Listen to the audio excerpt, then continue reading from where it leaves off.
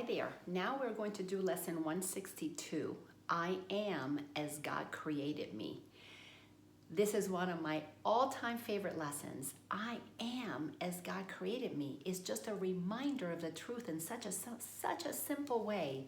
I say this to me all the time. I am as God created me. And then I say, and so are you. This is the whole meaning of namaste. I am as God created me. So I know the truth in me. I know the love in me, the light in me. So I see it in you as well. So beautiful. This single thought held firmly in the mind would save the world. From time to time, we will repeat it and we reach another stage in learning. It will mean far more to you as you advance. These words are sacred, for they are the words God gave in answer to the world you made. So we make this world where we create fragments of people, where we have specific little ideas about people that are based on our ego, or are based on what we have learned, what the past has taught us, human experience. So we have created concepts of people, but no matter what concepts we have of others, everybody still as God created them. We will never not be how God created us. And that's why it says that as we advance, which means all advancing means is that our mind becomes more unwound from the tightness of an ego construct, a thought structure that keeps us tight and tense inside of a confined belief system. As we're no longer stuck inside of a really rigid way of looking at the world, and we unwind ourselves and we spiral out of that and we expand our perception of things, we're advancing to the edges of the limitation. That's what we're doing, is we're moving forward to the truth the more that we expand our mind. So as we do that, we are learning more and more and more truth and unlearning more and more untruth. It's like it's getting wiped out. What is not true gets wiped out. That's what atonement does. So here we go. Sentence number 4. These words are sacred, for they are the words God gave in answer to the world you made. When you begin to see everybody as you are as God created you, because I am as God created me, the world of separation, of duality begins to dissolve, because it's a projection from our mind. So we're purifying our mind with this truth. By them, it disappears, and all things seen within its misty clouds and vaporous illusions vanish as these words are spoken, for they come from God. Don't you want to believe what God thinks? Don't you want to believe what God knows? Don't you want to believe what God states is true? Well, then believe that you are as God created you. Oh my goodness, this is so exciting. Paragraph 2. Here is the word by which the Son became his Father's happiness, his love, and his completion. So we are what completes God when we recognize that we are as God created us. God created us so God could have a giving and receiving experience. So God could have what to love. So that love could have a purpose of extending. It needed, not that it needed, God didn't need anything, because God is complete. God created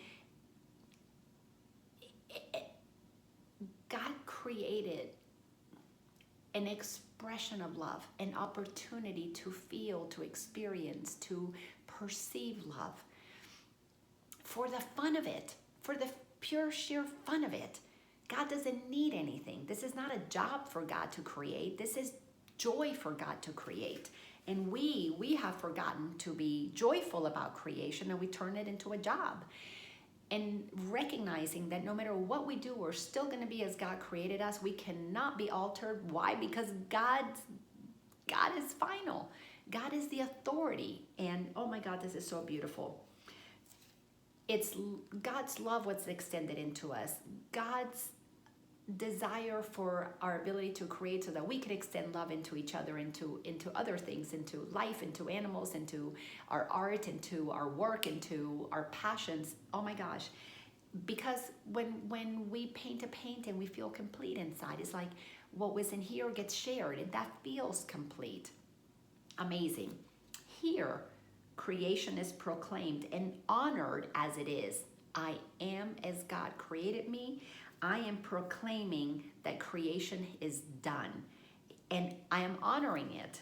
Amazing.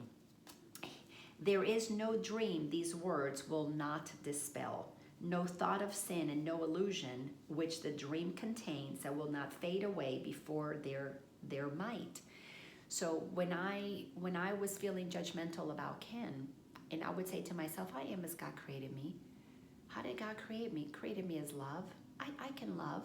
I forgive myself for forgetting that I'm love and choosing judgment instead. In this moment, I just went insane for a little while. I am as God created me, and so is Ken. That was so easy to begin to practice. Why? Because I had done it with Spencer. When I would see my son doing drugs, I would know he's not a body. He says God created him. God created him as energy because God is energy. So it was easy for me to begin to translate that from Spencer to Ken when I began to study this in the Course in Miracles. So there is no dream these words will not dispel, no thought of sin and no illusion which the dream contains that will not fade away before their might. They are the trumpet of awakening. Pay attention to this line.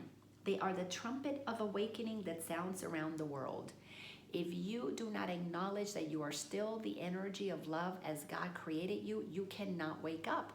You may be becoming self-aware if you say namaste and you begin to believe that you are as God created you. But if you don't feel it in your heart, if you don't acknowledge that that is true and begin the process of making these words resonate in your life as your reality, you're not waking up. You are, again, there's a distinction between becoming self-aware of who you are, which forms our spiritual ego, and then there is the awakening, which is the process of undoing the spiritual ego. You're waking up from a dream. The Course tells us we're going to swap the dream from the nightmare to a happy dream. We're going to color everything spiritual, and then we have to let go of that dream too and begin to experience the world in it but not of it. Begin to acknowledge that you are the presence of love, shining love on everything. You're bringing light, you're bringing salvation. We have to know that we are as God created us, and nothing can ever affect us, nothing can ever add anything to us, nothing outside of us exists when you are the one who is projecting the world that you prefer to experience. Isn't this powerful? Sentence number 5 in paragraph 2. The dead awake in answer to its call. So as you begin to notice others as the presence of love, they're being dead to the truth of who they are, they begin the process of awakening to the possibility that there's something else, which means the journey to self-awareness. And those who live and hear this sound will never look on death. Of course, I'm not afraid of death because I'm energy. It's so liberating. It's so freeing that is the way that I perceive the world. Paragraph 3. Holy indeed is he who makes these words his own, arising with them in his mind, recalling them throughout the day, at night bringing them with him as he goes to sleep. Just last night, I was laying in bed, so grateful, saying, God, I am so thankful that you created me as energy, that I know that I am energy, that I know that nothing can affect me. I just totally, completely relish that I live inside of this truth, that I feel that truth, that I know that I'm going to wake up in the morning, open my eyes, and I'm going to see the world that I'm projecting. I want to project a beautiful world. I want to project a world where I see everybody as innocent. I want to project a world where I see that everyone is as God created them, because it allows me to meet the world with gentleness. It allows me to meet the world from grace, with peace in my heart. It allows me to know that I get to create the world as I want to experience it. It allows me to experience God's imagination. It just gets activated because my mind is peaceful. I can hear God clearly giving me direction. Go do this. Let's eat this. I can feel that everything that I desire, I can find it easily because my mind is now busy fighting the world. I can see the path that is fun, that is easy, that is joyful. Oh my God, the world became so delicious when I really, really accepted that I am as God created me, and so are you and everybody else. His dreams are happy and his rest secure. Yeah, I sleep like a baby. And when I wake up in the middle of the night, it's okay, it's no big deal, because it's always an appointment with God. Every minute that I am awake is an appointment with God, because it's an appointment with me remembering the truth of who I am as God created me.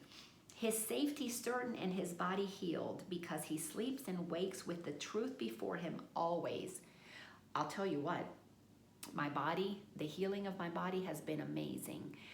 I didn't have a sickness per se that I could say this was it, but I had gained a lot of weight when I was dating Ken. It started towards about when Ken and I got married, began to gain a lot of weight right before that. I attributed it to menopause. I was giving my body power that it could actually go through this process called menopause.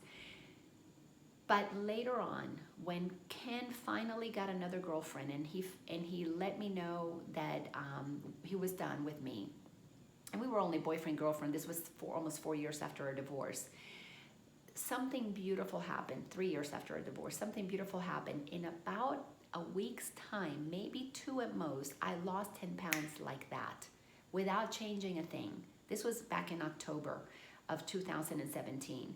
When that happened, I looked at my body and I went, holy cow, I have been holding this keeping myself small, because there were parts of me that I would not express myself because I didn't want to make Ken angry. So even though I was loving him, my ego had me convinced that I still had power to manipulate his behavior. Talk about insanity.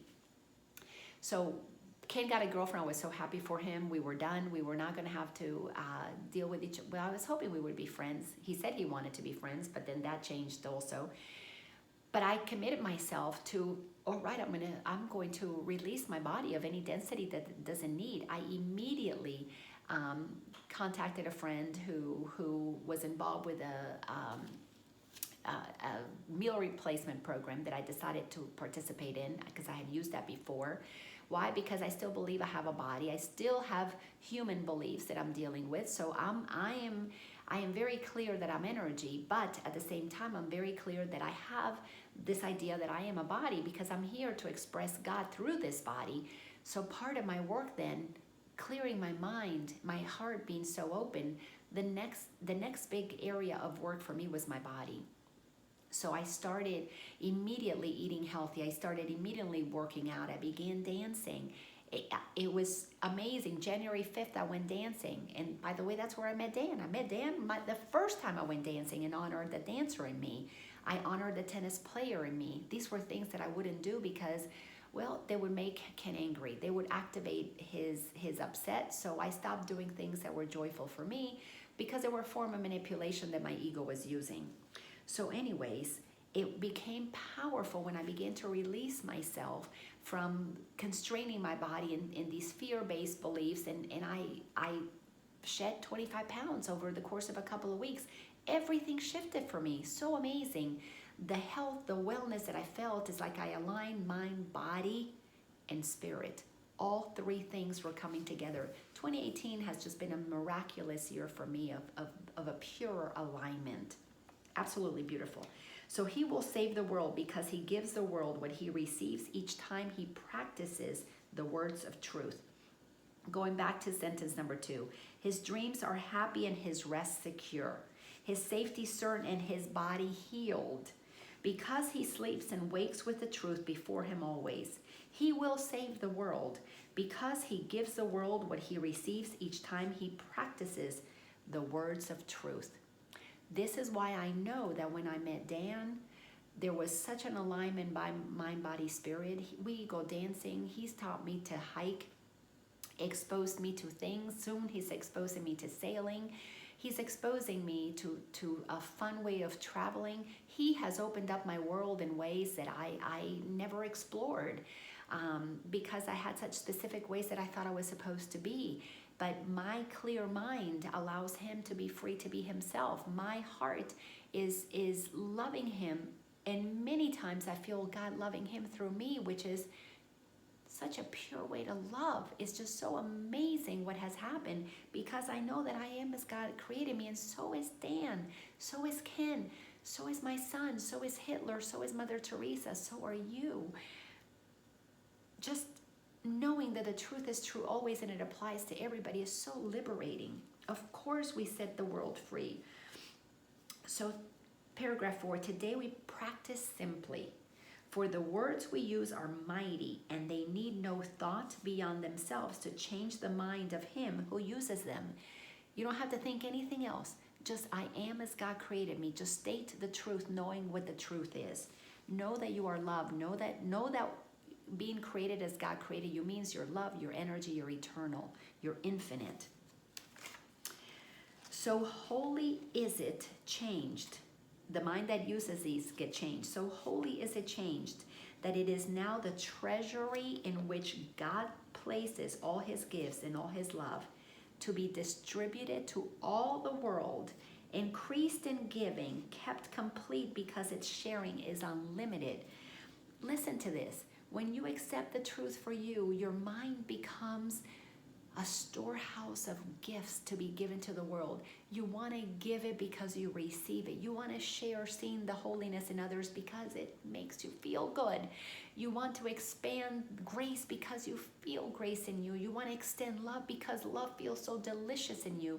You want to extend seeing only light because light illuminates everything for you. It makes the path fun. It makes the path easy. You don't have to think anymore by your own. You don't have to do things anymore. You're not working anymore. You're just in joyful expression of what is true. My only desire, because it's the most amazing thing, is to behold God's love moving through me. I love being the presence of awareness that is aware that God is alive. It just flows through me, and I get to be the one who experiences that. I love that. I love that God is the boss of me. God is the essence of me. God is the truth of me. God is what I am. And I just get to experience it doing its thing. I don't have to do a thing. It moves me. My actions are moved by God, by grace. Why? Because God created me, and God cannot create anything other than what God is. And God is love, God is motion, God is creativity, God is flow, God is eternalness, God is grace, God is peace, God is joy, God is love, God is fun. Sentence number 4 in paragraph 4. And thus you learn to think with God. Christ's vision has restored your sight by salvaging your mind. Saved my mind, purified my mind when I decided to believe the truth. And I practiced seeing it in others, then it became real in me. I realized truth when I began to commit with pure intent to be what I am by seeing that everyone was as God created them to. Paragraph 5. Jesus is saying, we honor you today. Jesus is honoring you as Jesus honored me. Yours is the right to perfect holiness you now accept. See, this is the action that we have to take. We have to accept our holiness. We have to acknowledge that. And then God thanks us for accepting what God created. Then Jesus thanks us for accepting what God created.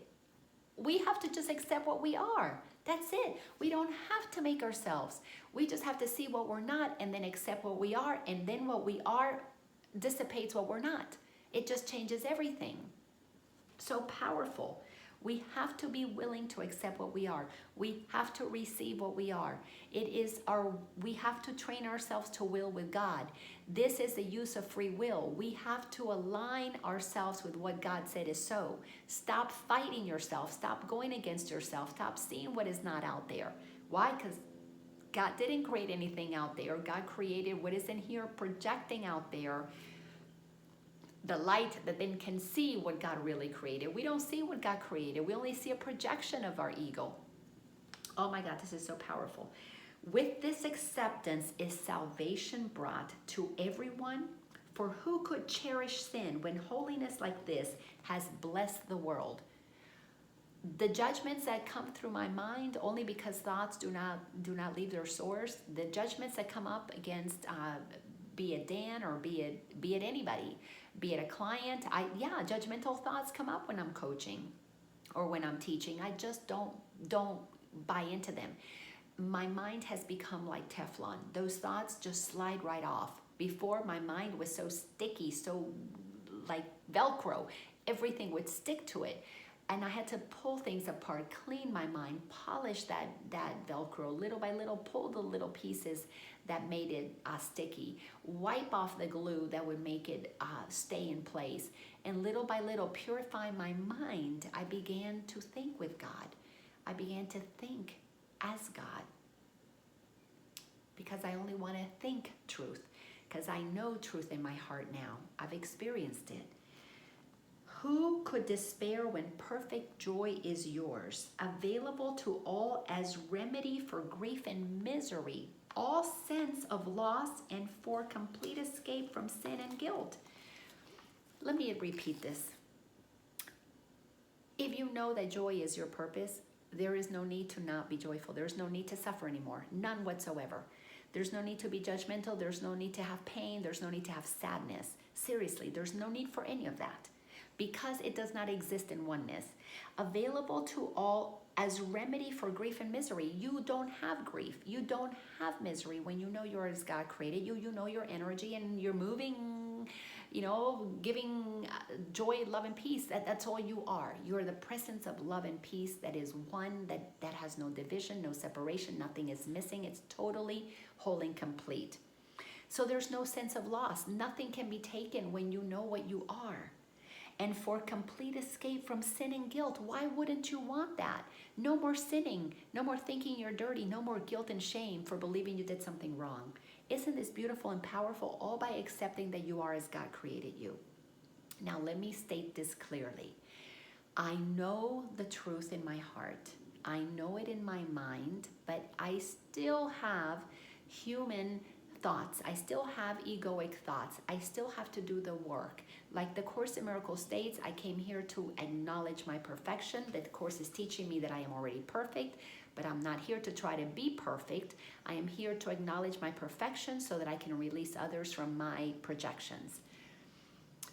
But I am in physical form, believing I'm still a body, and to whatever percent I am operating in truth, I am going to experience freedom. I am not here to deny that I have a body and to pretend that I don't have to eat, to pretend that I'm not going to have the death experience, to pretend that I'm not going to go gray, that I'm not going to have wrinkles. None of that matters anymore. They just don't make me upset. They don't make me sad because I don't give them power. They're just experiences that I'm having, and I'm having a ball exercising my body. I'm having a ball making love.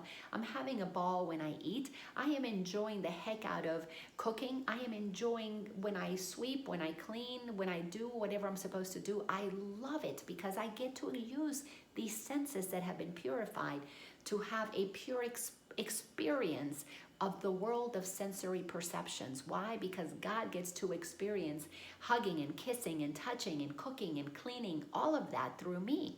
That's why they say before enlightenment, you chop wood and carry water. After enlightenment, you chop wood and carry water. After my enlightenment began to happen, which enlightenment is nothing more, I'm acknowledging the light that is already in me. As God created it, I'm just acknowledging that light is in me and I'm turning up the dimmer. That's what expansion is, ascension, advancement, whatever you want to call it, is I'm turning my light up a little bit more by not believing what is not true that darkens my light. So before enlightenment, chop wood and carry water, my body didn't go away. I still have to go to the bathroom. I still have to take a bath. I still have to feed it. I still have to take care of it. If I get a pain, I take Advil. Why? Because I believe that God is in everything I see. I am no longer arguing with what is around me because I know that God is in all of it, because I'm choosing to look for it, because it's how God created it. Me and everything else is energy, is love. It's just given me freedom to enjoy the human experience without condemnation, without feeling guilt, without feeling shame, without feeling that anything is superior or inferior. It just allows me to experience everything with purity, with joy. It's so delicious. I don't chop wood, I don't do that, but I still do laundry. I don't carry water, but I still drink it. I don't, whatever the sayings might be. I make sandwiches for my children. I mop floors. It doesn't matter what it is that I get to do. I just get to do it with joy now because God is in everything I see. I treat everything with reverence because I want to feel it and touch it and see it and smell it and experience it, because there's such richness when you see everything as nothing but love there for me to enjoy it. Because if I love it, by gosh, I feel love in my heart. That's what joy is all about. All right, last paragraph, paragraph 6 in lesson 162. I am as God created me. And who would not be brother to you now? Of course, everybody's your brother. You, his redeemer and his savior. Who could fail to welcome you into his heart with loving invitation, eager to unite with one like him in holiness? You are as God created you. My commitment to seeing Dan as love. When my mind easily would judge him and would want to say, oh, he's not this, he's not that, comparing him to Ken. And I had to stop myself. I had to purify my mind over and over and over again. And I chose to see him only as love. My commitment is to see Dan only as pure perfection, because that's how God created him. So much so that in my phone, I have a very long note of all the things that I love about him. On a daily basis, I'm adding something on there because I want to see him as God created him. I want to see his perfection, his holiness, his magnificence. And I focus only on that. Why? Because I intend to see only what is true according to God. So, of course, he feels safe around me. He feels not judged by me. And if I do, I tell him that so I can ask for forgiveness and clean things up immediately. It's so beautiful being in love with this man from a place of knowing that we're both as God created us, and then living that way with intent is so beautiful. So, of course, who could fail to welcome you into his heart with loving an invitation, eager to unite with one like you in holiness? Only somebody who's an ego would not want to unite with love. But one who is willing to let go of ego feels safe in love like that. You are as God created you. These words dispel the night, and darkness is no more. The light is come today to bless the world, for you have recognized the Son of God, and in that recognition is the world's. In that recognition is the world's. If Dan is love, the whole world is love. Of course, I love mopping the floors. Of course, then I love doing the laundry. Of course, if I had to chop wood and carry water, I would love it, because I recognize Dan is as God created him. Dan is love, so is Ken, so is everybody else, so is the wood, so is the floor, so is the food that I eat, so is everything. Doesn't get any better than this. I hope you enjoyed this lesson. I hope you will practice it and give yourself the gift of remembering that you are as God created you, and feel the deliciousness of being the presence of love. You are the bringer of joy to the planet. Can you imagine when everybody remembers this? Of course this planet is going to be a happy place again. It already is. We'll just recognize that we can receive the happiness and the joy and the peace and the deliciousness that this planet is for us, a playground, the kingdom of heaven. Thanks a bunch, and I'll see you in the next lesson.